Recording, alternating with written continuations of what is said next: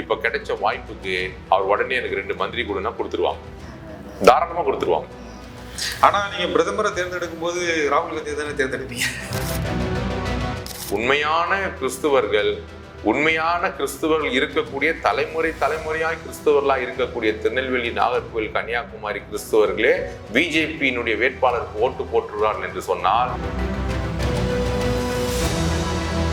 எப்படி நீங்க இன்னைக்கு கூட நம்ம விஜய் சாருக்கு பின்னாடி இவ்வளவு பேர் போறாங்களே, போகக்கூடியதுல ஓட்டே இல்லை, அவனுக்கே தெரியல நம்ம ஓட்டு இல்லையே, நம்ம போறோமேன்னு கூட தெரியல. இப்படிப்பட்ட பிஜேபியை தமிழ்நாட்டுக்குள்ள கொண்டு வருவதற்கு காரணமே திராவிட முன்னேற்ற கழகம் என்பதை நான் ஆணித்தரமாய் பதிவு செய்கிறேன்.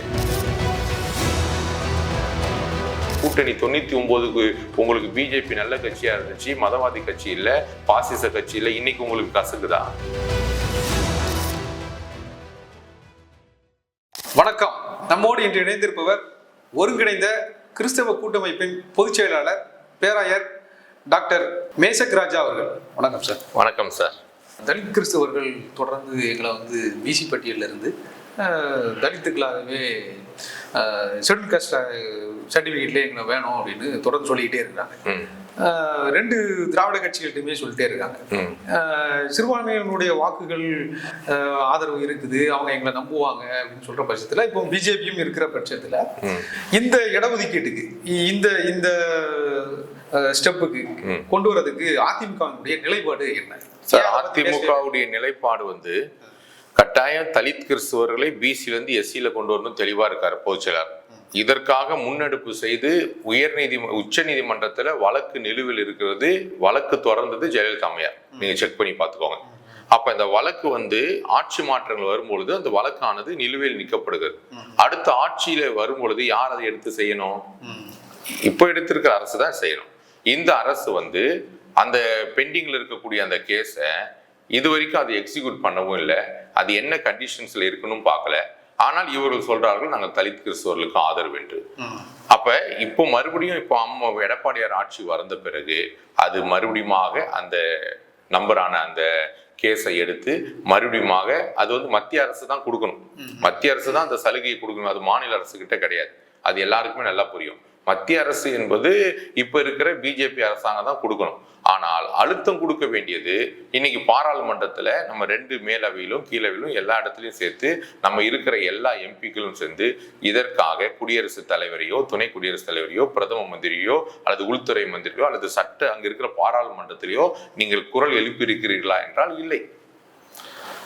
இப்போ ஒரு கவர்மெண்ட் முடிஞ்சு கிடப்புல இருந்தா அது அடுத்த கவர்மெண்ட் தானே சார் செய்யணும். அதுக்கு முன்னெடுப்பு எடுத்து ஆல்ரெடி ரெக்கார்டு இருக்குல்ல. ஆல்ரெடி இப்போ ஜெயலலிதா அம்மையார் நீதிமன்றத்துல நிலுவையில் இருக்கு கேஸ். அந்த நிலுவையில் இருக்கிற கேஸ் அடுத்தது யாரு கொண்டு போகணும்? அப்ப இவங்க கொண்டு போல. அப்ப இவங்களுக்கு அதுல இன்ட்ரெஸ்ட் கிடையாது. இன்ட்ரெஸ்ட் சொல்றது மத்திய அரசுக்கு அழுத்தம் கொடுக்கணும்ல. மத்திய அரசுக்கு எந்த ஒரு காரியமும் மத்திய அரசுக்கு அழுத்தம் கொடுத்தாதான் அது முடியும். 2வது இவங்க இணக்கமா இல்லைன்றது எல்லாருக்குமே தெரியும். ஆனால் எடப்பாடியார் வந்தார், உரிமையோடு கேட்டு வாங்குவார்.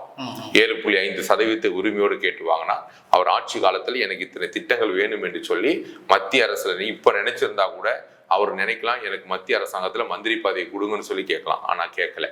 அங்க இருக்கக்கூடிய எம்பிக்கள் இன்னைக்கு தமிழ்நாட்டில இருந்து எம்பியா போயிருக்கிற அண்ணன் தம்பிதுரையா இருக்கட்டும், அண்ணன் இன்பதுரையா இருக்கட்டும், அண்ணன் CV சண்முகமா இருக்கட்டும், அண்ணன் தனபாலா இருக்கட்டும், யாரா இருந்தாலும் நாங்க தான் இன்னைக்கு உங்களோட கூட்டணியில இருக்கிறோமே, எங்களுக்கு மந்திரி சபையில இடம் கொடுக்குன்னு சொல்லி கேட்டா மத்திய அரசாங்கம் கொடுக்க ரெடியா இருக்கு. ஆனால் அதை கேட்கவும் மாட்டார், அதுக்கு போகவும் மாட்டார். ஏனென்றால் அதுல தெளிவா இருக்கிறார். எங்களுக்கு இது தேர்தலுக்கான கூட்டணியை தவிர எங்க கொள்கை வேறு, எங்கள் தலைவர் கொள்கை வேறு என்பதுல அண்ணன் எடப்பாடியார் ரொம்ப ரொம்ப கிளாரிட்டியா இருக்கிறார். இல்ல அப்படின்னா இப்ப கிடைச்ச வாய்ப்புக்கு அவர் உடனே எனக்கு 2 மந்திரி கொடுன்னா கொடுத்துருவாங்க, தாராளமா கொடுத்துருவாங்க. ஆனா நீங்க பிரதமரை தேர்ந்தெடுக்கும் போது ராகுல் காந்தி தானே தேர்ந்தெடுப்பீங்க. எங்க பிரதமரை தேர்ந்தெடுக்கும் போது மோடியை தேர்ந்தெடுக்க மாட்டாங்கல்ல? இல்ல சார், அதாவது ஒவ்வொரு மாநிலத்தினுடைய கட்டமைப்பை நீங்க பார்க்கும் பொழுது எடப்பாடியார் தன்னுடைய முதலமைச்சரா நம்ம எடப்பாடி அவர்களை தேர்ந்தெடுப்போம்னு சொல்லிடுறாங்க. ஆனா ஒட்டுமொத்தமா இப்போ கிறிஸ்துவ அரசியல் அப்படின்னு பார்க்கும்போது அவங்க பிஜேபி தொடர்ந்து இந்துத்துவாவை முன்வைக்கிறது. நான் மிக பரந்த விரிந்த ஒரு பாரதத்தை நாங்க உருவாக்க போறோம், இது இந்து நாடா நாங்க அறிவிக்க போறோம் அப்படின்னு சொல்லிட்டு இருக்காங்க. இதுக்கு எதிராக தான் திமுகவும் தொடர்ந்து குரல் கொடுத்துட்டே இருக்காங்க. இது இந்து நாடு எல்லாம் கிடையாது, நீங்க நம்ம அரசியல் சாசனத்துல அப்படி இல்ல, இது எல்லா மதமும் அப்படின்னு. அப்படி இருக்கும்போது நீங்க ஏன் நம்ம பிரதமரை தேர்ந்தெடுக்கும் போது ஒருவேளை நம்ம மோடியை தேர்ந்தெடுக்க தேர்ந்தெடுக்க போதில்லை. அப்படி இருக்க பட்சத்துல நீங்க இப்படி கூட்டணி வைக்கும் போது ஏன் எடப்பாடி இவங்க தேர்ந்தெடுக்கிறதுக்காக எப்படி இவங்க முன் வர முடியும் சார்? அதாவது பிரதமரை வந்து தேர்ந்தெடுக்கவில்லை, ரிஜெக்ட் யாரும் பண்ணல, நல்லா புரிஞ்சுக்கோங்க. தமிழ்நாட்டில் இருக்கிற மக்களே ஏத்துக்கிறாங்க. தென் மாவட்டத்துலலாம் இன்னைக்கு கடந்த நாட்களில் நீங்க பார்த்தா தெரியும், கேரளா மாநகராட்சியை பிஜேபி தான் கைப்பற்றிருக்குது, மகாராஷ்டிரா பிஜேபி தான் கைப்பற்றுது, ஒரிசா பிஜேபி தான் கைப்பற்றுது, ஆந்திரா பிஜேபி தான் கைப்பற்றுது. நீங்க சுற்று வட்டாரத்தில் எங்க பார்த்தாலும் இன்றைக்கு வந்து அவருடைய திட்டங்கள் மேல அவர் மக்களுக்கு, படித்தவர்களுக்கு, பாமர மக்களுக்கு இப்ப இந்த 100 நாள் வேலை திட்டத்தை கூட 150 நாளாக புரட்சி தலைவர் கட்டாயம் முதலமைச்சரான பிறகு அதை கொண்டு வந்துருவாரு. அது மத்திய அரசாங்க ஸ்கீமு தான். ஆனா அங்கிருந்து கேட்டு வாங்கிட்டு வந்துடுவார். 150 நாள் வேலை திட்டத்தை கொண்டு வருவார். அப்ப திட்டங்களை எல்லாம் பிளான் பண்ணி, அதுக்கு தான் நிர்வாக திறமை என்று நான் சொன்னேன். அந்த நிர்வாக திறமையில எதையெல்லாம் மத்திய அரசாங்கத்திலிருந்து வாங்க வேண்டுமோ ஆகையால் வாங்கி இன்னைக்கு 15 வருஷம் அவர் வந்து முதலமைச்சரா இருந்தார் குஜராத்ல. 15 வருஷம் இப்போ பிரதம மந்திரியா இருந்திருக்கிறார். அப்ப அவருடைய மக்கள் வேணும், அவர் நல்லவரு வேணும்னு சொல்லிதான் அவர் ஏத்துக்கிறாங்க. தமிழ்நாட்டு மக்களும் கூட இப்போ அவருடைய திட்டங்கள்னால பயன்பெறக்கூடியவர்கள் நிறைய பேர் இருக்கிறாங்க. அது நிறைய ஏழை மக்கள் எல்லாம் குடிசை வீடுகள்ல இருந்து காங்கிரீட் வீடு கட்டினதுல இருந்து பயன்பெற்றிருக்காங்க. படித்தவர்களுக்கெல்லாம் எல்லாருமே பயன்பெறாங்க. அப்படின்றது இல்ல, இத வந்து அரசியலுக்காக ஒரு வன்மத்தோடு கூட இவர்கள் வந்து இதை பிளே பண்றாங்க தவிர, உண்மையான கிறிஸ்துவர்கள் இருக்கக்கூடிய தலைமுறையாய் கிறிஸ்தவர்களா இருக்கக்கூடிய திருநெல்வேலி, நாகர்கோவில், கன்னியாகுமரி கிறிஸ்தவர்களே பிஜேபியினுடைய வேட்பாளருக்கு ஓட்டு போட்டுள்ளார்கள் என்று சொன்னால் அவர்கள் எந்த அளவுக்கு புரிந்து வைத்திருக்கார் என்பதை நீங்க அறிந்து கொள்ளுங்க. இல்ல ஏன் அவங்க போடணும்னு நினைக்கிறாங்க பிஜேபிக்கு? சார் நான் என்ன சொல்றேன்னா, நீங்க வந்து ஒருத்தனை எதிரியாவே பார்த்துட்டு இருந்தீங்கன்னா அவன் எதிரியா தான் இருப்பான். இல்ல அவங்க இந்து நாடுன்னு சொல்ல வைக்கிறாங்க.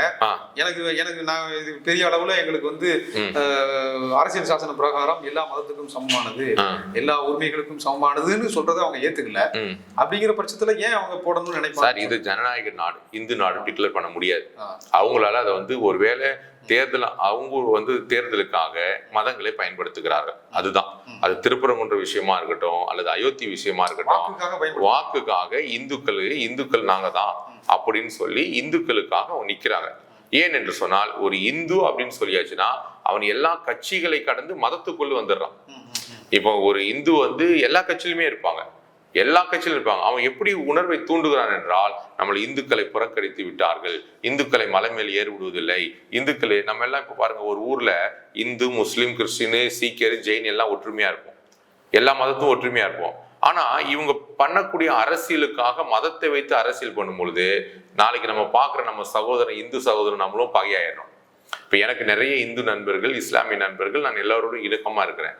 ஆனா மதத்தால நாங்கள் ஒரு நாள் எங்களை பிரிச்சது இல்லை. எனக்கு தேவை சிலுவை போட்டிருப்பேன், அவருக்கு கையில கயிறு கட்டிருப்பாரு, அவரு குல்லா போட்டிருப்பாரு. அது அவங்கவுங்களுக்கு பிடிச்ச மதத்தை வழிபடுறாங்க. இது ஜனநாயக நாட்டுல எல்லாருக்கும் உரிமை இருக்கு. ஆனால் பிஜேபி எடுக்கக்கூடிய ஒரு பெரிய ஆயுதம் என்னவென்றால், அதை நாங்கள் உண்மையாக ஏற்றுக்கொள்ளவே முடியாது.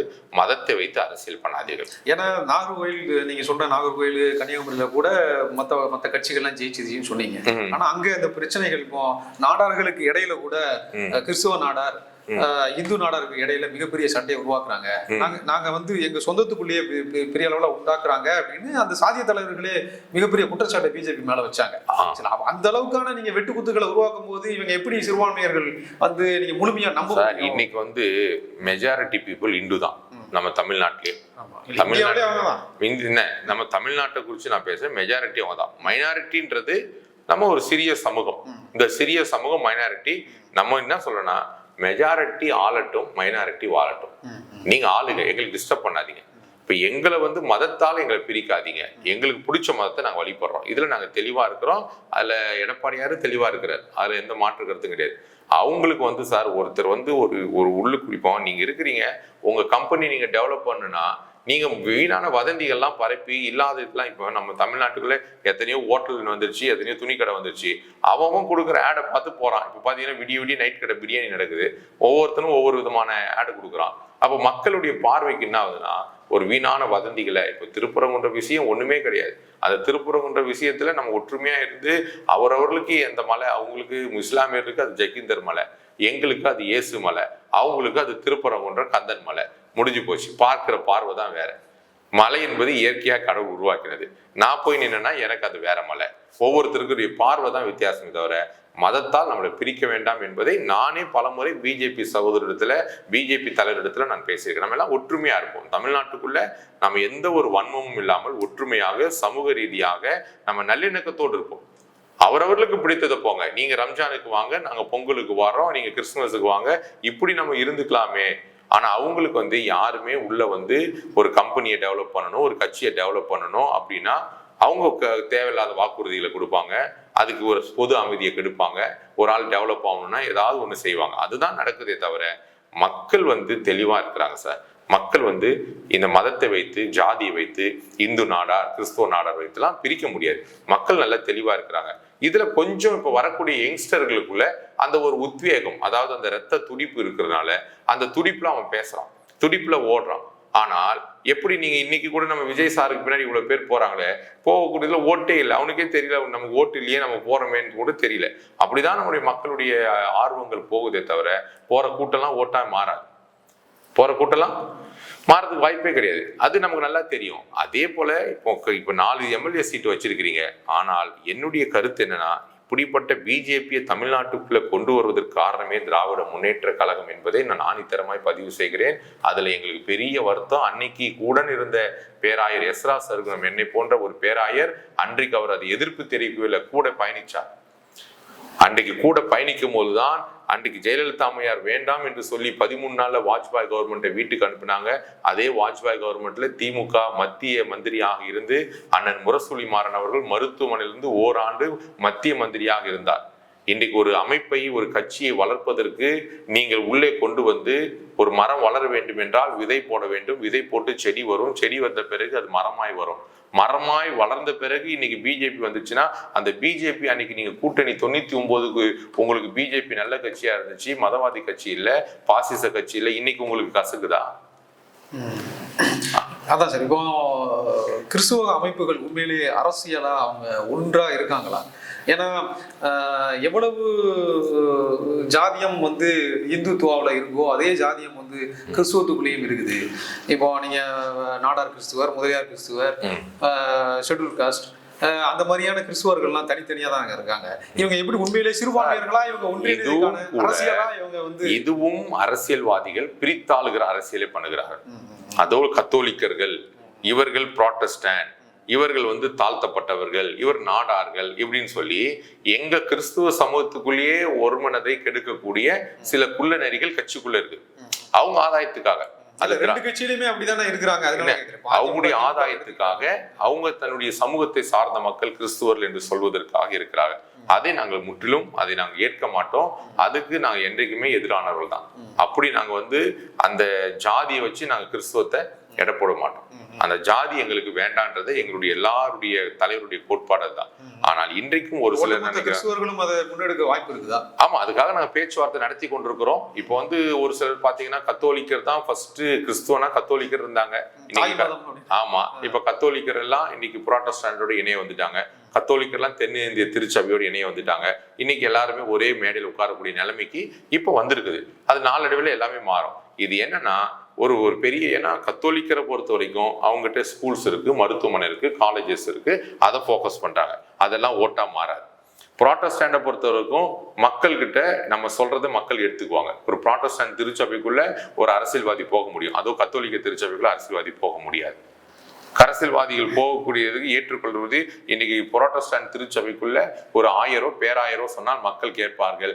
ஆனால் கத்தோலிக்க திருச்சபையில ஒரு பேராயருடைய பிரதம பேராயர் அனுமதி இல்லாமல் ஒரு 1000 அதையும் அறிக்கை வெளியிட முடியாது.